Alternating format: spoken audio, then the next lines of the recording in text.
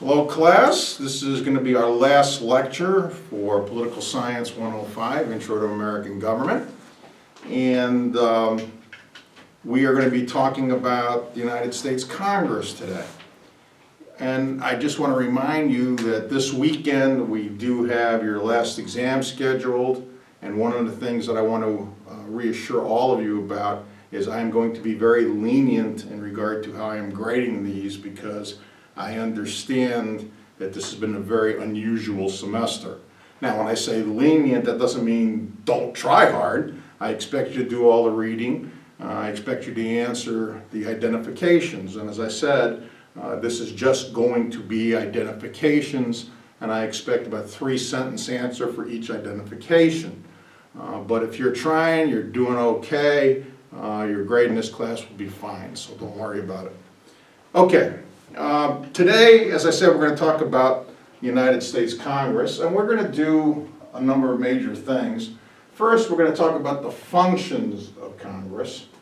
Then we're going to talk about formal requirements for being able to serve in both the House and the Senate, and its requirements are a little bit different.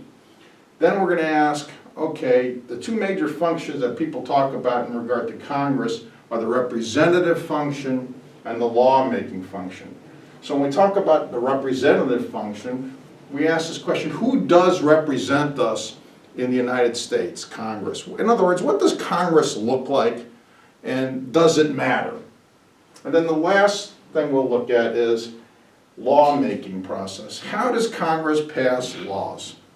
So those are the major things we're going to talk about today. So let's first of all start with what are the functions of Congress.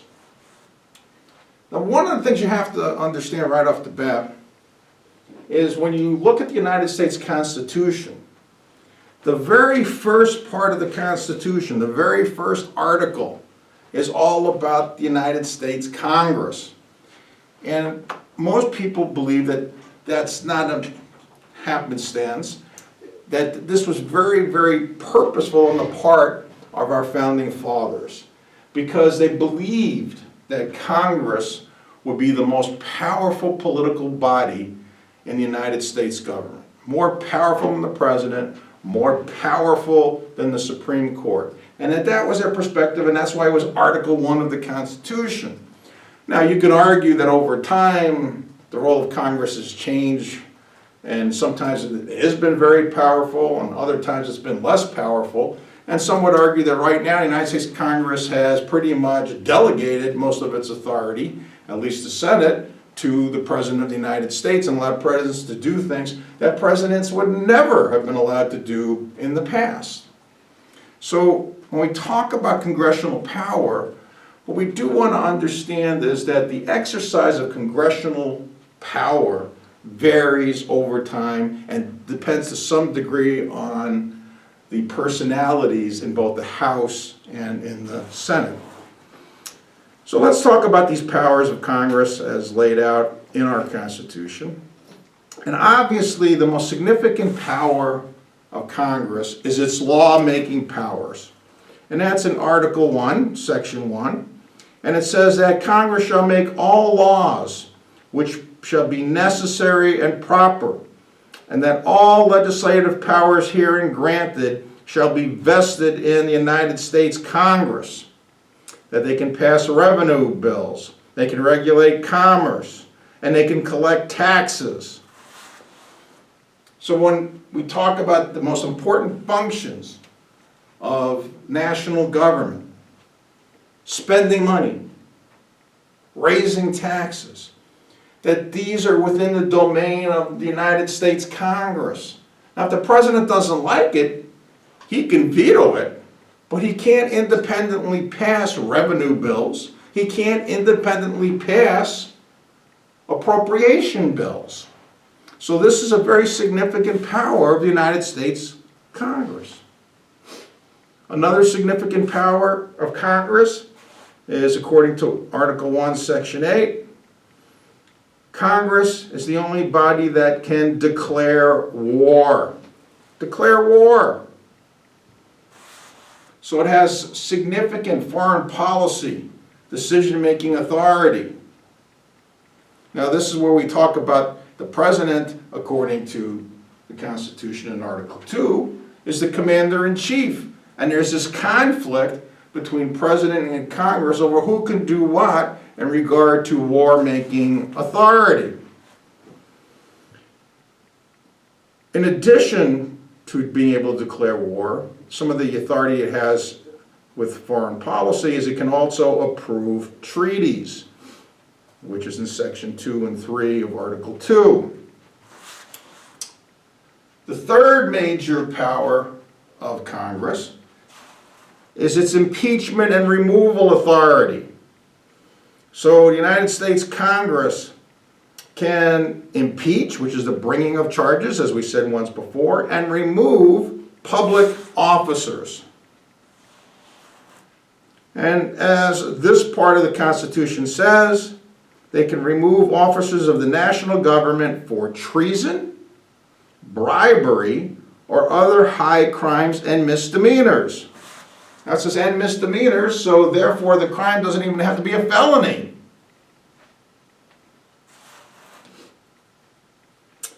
And we've already talked about that, so I'm not going to talk about impeachment for too long here.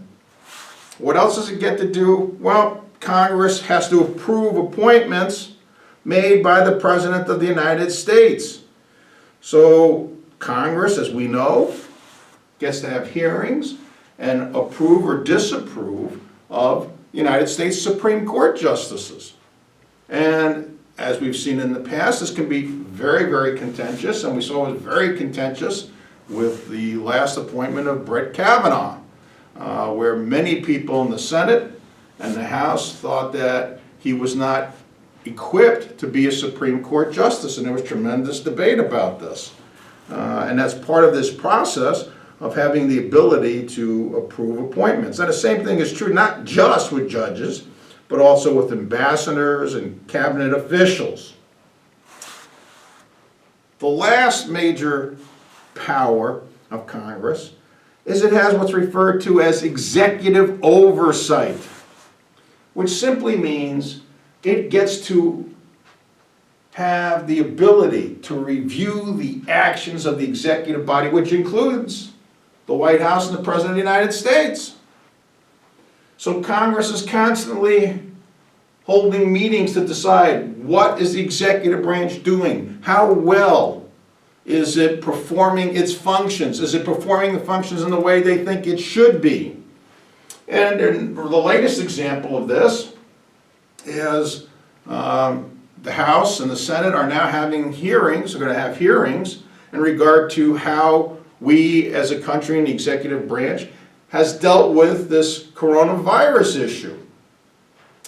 And again, that is their right and their authority, but what we see is the President of the United States, President Trump, in this point, has intervened already, and the House of Representatives said, we want Dr. Fauci to come in here, who's their chief scientific analyst in terms of infectious disease, and testify as to what the heck is going on, and were we doing the right things.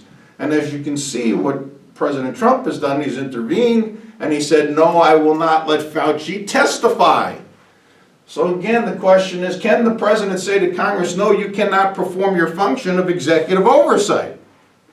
And that's, as I've indicated before, a legal issue that the courts, the United States courts, will be resolving pretty soon. So those are the major functions of Congress.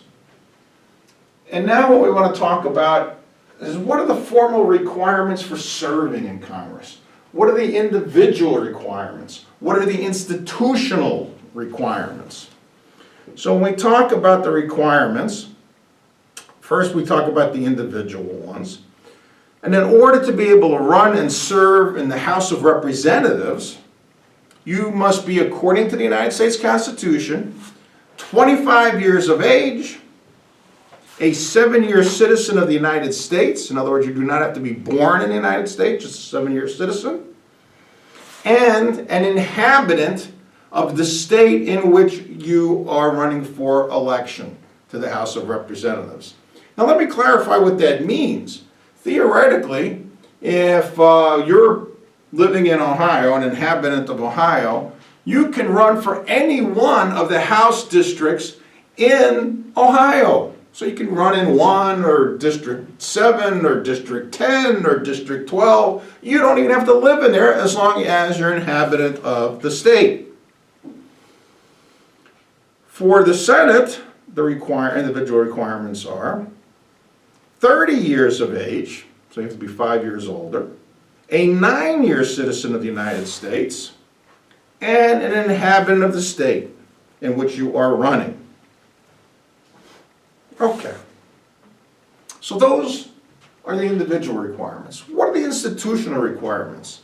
And this relates to things that we talked about when we talked about the United States Constitution and its passage about the 3rd or 4th week of class. But the institutional requirements according to the United States Constitution is in the Senate, there will be 2 senators per state. Remember this whole idea, this big debate that we had between our founding fathers about representation.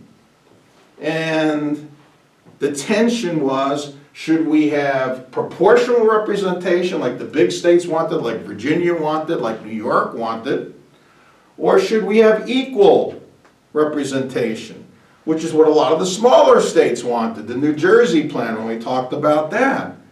And they said every state should have the same number of representatives. And as we indicated with the Connecticut Compromise, we compromised on that issue.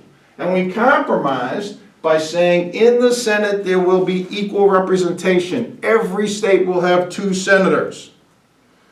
But in the House, it will be proportional. So when we talk about the House, each state is represented in proportion to its actual population.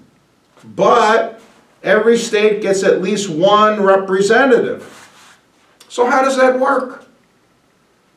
Well, the way it works is the United States Congress is an institutional body, determines the size of the House, and it's an arbitrary number. So as we know, right now the number for the House is 435 members of the House.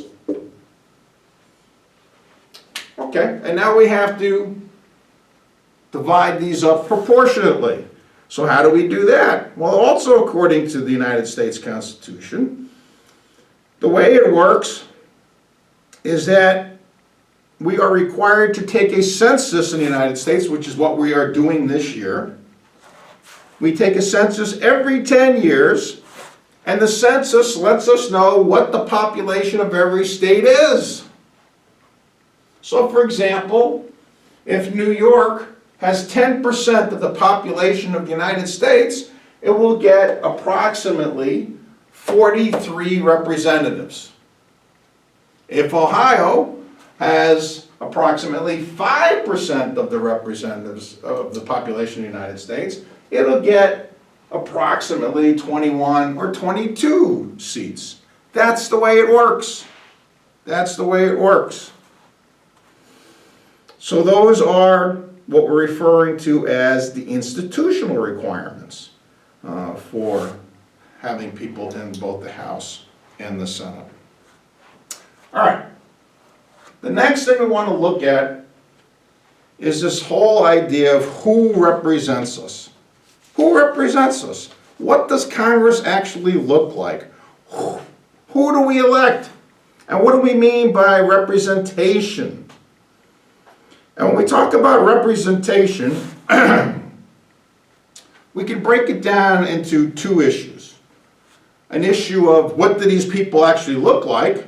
And when we talk about that, we usually make a distinction between what we refer to as descriptive representation versus substantive representation.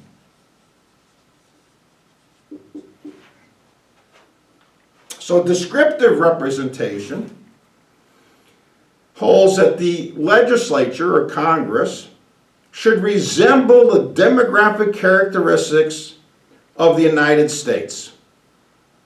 It represents the belief that constituents are most effectively represented by legislators who look similar to them, whether we look at it in terms of race, ethnicity, religion, or gender. Substantive representation says it doesn't really matter if Congress looks like us or not. And those who advocate substantive representation approaches say it shouldn't matter. What all we should care about is how a representative actually behaves once they're in office. So in other words, I don't have to be poor to care about issues that benefit poor people. I don't have to be a minority to think that civil rights and minority protections are important. So that's the distinction we make in terms of descriptive versus substantive representation. Now, when we look at this whole issue of descriptive representation, what we see are some interesting things. So if we looked at the 111th Congress from a couple of years back, for which we have some statistics, we find some interesting things. First of all, in terms of age, the average age in the House is 57.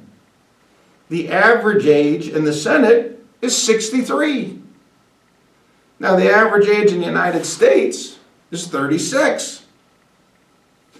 In regard to gender, 49% of our country is male, 51% of our country is female. Now, when we look at how it breaks down in the House and Senate, 83% of the House is male, 17% is female. In the Senate, 80% is male, and 20% is female. So as you can see, there are significant differences and disparities between the percentage of women in the United States and the percentage of women in the United States Congress. In terms of race, 80% of the United States is white, but 85% of the House is white, and 95% of the Senate is white. And if you look at African American population in the United States, about 13% of the population of the United States is African American, but only 9% of the House is African American, and even less, 1% of the Senate was African American at that time. For Hispanics, the disparity is even greater. About 14% of the population of the United States is Hispanic, but only 5% of the House is Hispanic, and only 3% of the Senate is Hispanic. In terms of education, what we find is that Congress is a highly educated body. Not that that's a bad thing, but it's disproportionately made up of lawyers. So 1% of the population of the United States are lawyers. But in the House, 41% of them are lawyers, and in the Senate, 58% of them are lawyers. When we look at wealth, 1% of the United States population had net assets of over $1 million. But in Congress, over 50% of Congress were millionaires. So what does this show? This demographic analysis indicates that Congress is disproportionately made up of old, white, educated, wealthy males. And the question that we're left with is, does that matter? Does it matter? Would Congress be acting differently if it were made up of 50% women? Would it be different if Congress had people who were middle income wage earners? 50, 60% of Congress being middle income. wage earners? Would that make a difference? Would it make a difference if we had more minorities in proportion to what they are in the population? Now that's kind of speculation, and we really don't know the answer to that per se. But one of the things that we do know from some studies that have been conducted is that when we look at people of those backgrounds, their perspectives on what government should or shouldn't be doing is very different than our current Congress.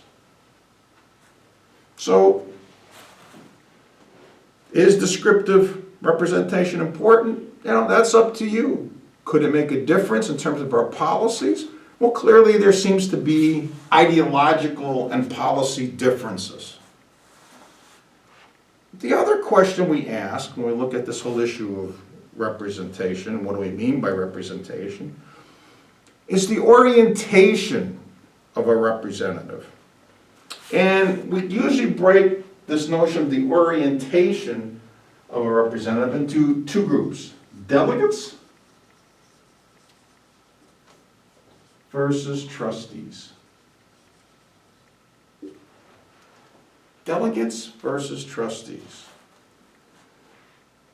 So, what we're talking about here is once you're elected, how are you going to act as elected representative? Meaning, what kinds of policies, what kind of perspectives are you going to promote and why? So a delegate, according to your book, feels duty-bound to represent the majority views of their constituents. And given that perspective, they feel as though they must be prepared to vote against their own policy preferences and do whatever it is the majority of their constituents want. So the question is, gee, is that a good orientation? Well, what the heck? If you're elected, shouldn't you do what the majority wants? But how informed is the majority? How much do they really know about the policies and issues? Should elected representatives be leaders or followers? Well, the trustee approach and orientation is the opposite of the delegate approach. It says representatives are obligated to consider the views of their constituents, but are not obligated to vote according to those views, especially if they think those views are misguided. Instead, a trustee should vote as they think is most appropriate, as they believe is best for our country. So a trustee is kind of what it sounds like. Trust. Trust me. Trust me. You elected me. You must think I know what the heck I'm doing. I care a lot about these issues. Maybe I know a lot more about it than you. So trust me to do what's right. So again, as you can see, these are very different orientations. So which one do most members of Congress choose? We've actually done surveys about this. And the interesting thing we found out was the major determinant of whether or not someone was a delegate or a trustee was their margin of electoral victory. How much did they win their election by? And what we find is people who won elections by significant margins were most likely to be trustees because they didn't fear being unelected. Hey, I was overwhelmingly elected. People must love me, must think I know what the hell I'm doing, so I'm going to do whatever I think is right.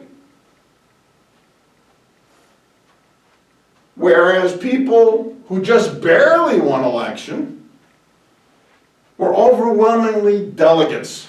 They said, look, we'll do whatever the public wants us to do. Okay. So that's what we mean about this representative function. Now, the last thing we want to talk about in regard to Congress is, as I said, considered the most important function of Congress, and that's its law-making authority. So only Congress passes laws. Only Congress appropriates money. Only Congress can levy taxes. The President of the United States cannot pass a law. He can suggest laws, but Congress can say, forget it, we're not doing that. So the President's greatest power, legislatively, is to veto legislation, and that's an important power. But the President does not have the proactive authority to introduce and pass legislation. That's the role of Congress. So the question is, what are some of the most prominent features of this lawmaking process, and how do we understand them?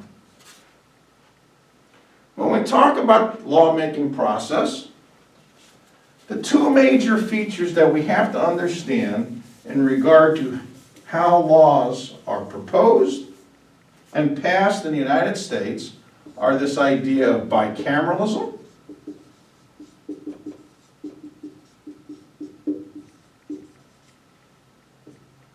and the ideas of a committee system.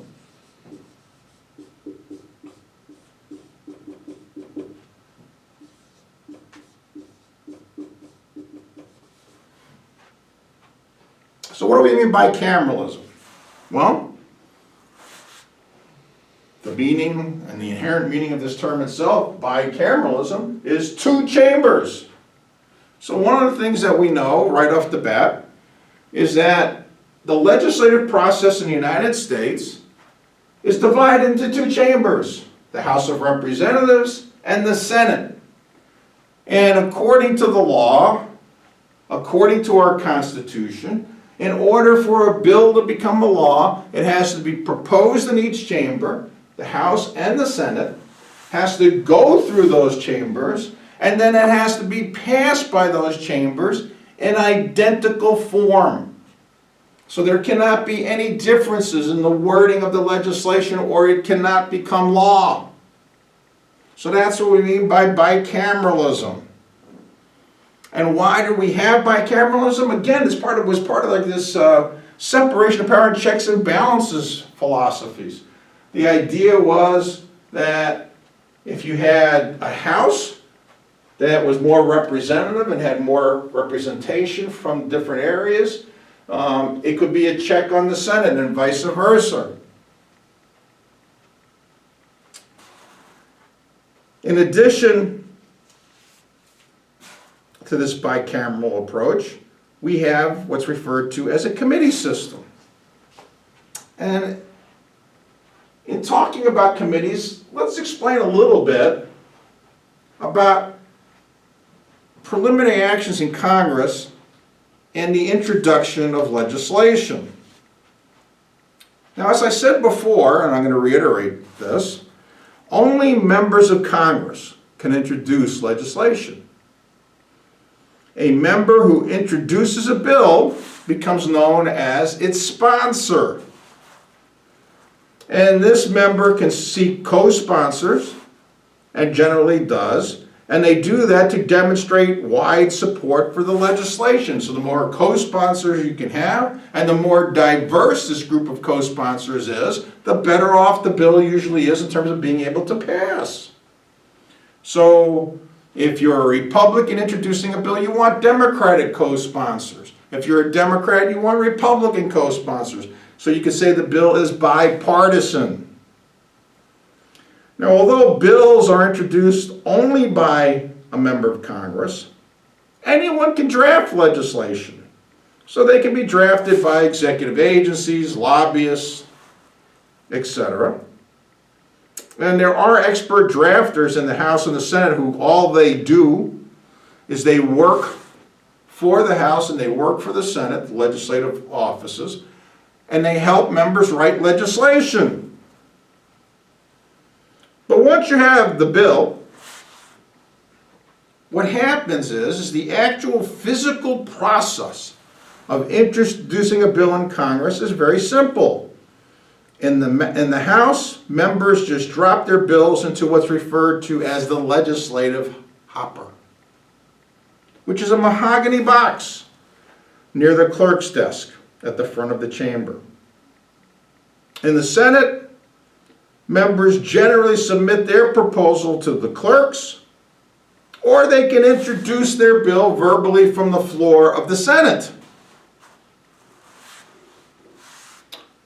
Okay, if we look at the number of bills that are introduced nowadays in the average Congress, what we can see is every congressional session, there's approximately, and this is just a rough estimate, give or take a couple of thousand, about 10,000 bills introduced every congressional session. 10,000. Now think about this. If you're a member of Congress, I just told you one of your major responsibilities is passing laws, right? Yeah, okay. So, the question I would have for you is, are you going to read all these different proposals? 10,000 bills. And the average bill is about 5 pages long. 50,000 pages of reading. Just a little bit more than I asked you to read in this class. Only kidding. You get the idea. A lot of you complain, oh my God, this area, you make us read a couple hundred pages. Well, we're talking 50,000 pages. So would you read all of them? Could you even read all of them? 50,000 pages, you know, that takes a lot of time. Well, the point that I want to make is twofold here. First of all, out of these 10,000 bills, on average, and again this is average, only about 500 of them ever become law. 500. So what the heck happens to the other 9,500 of them? Well, they die in Congress. Now, why am I telling you all this? Because this demonstrates the major role of committees in Congress. How? Let me explain. Well, as you can see, it would be almost impossible for a member of Congress to read all the bills. So what does Congress do to deal with this incredible workload? What it does is it comes up with a committee system. And committees in Congress are essential to the operation of the lawmaking process.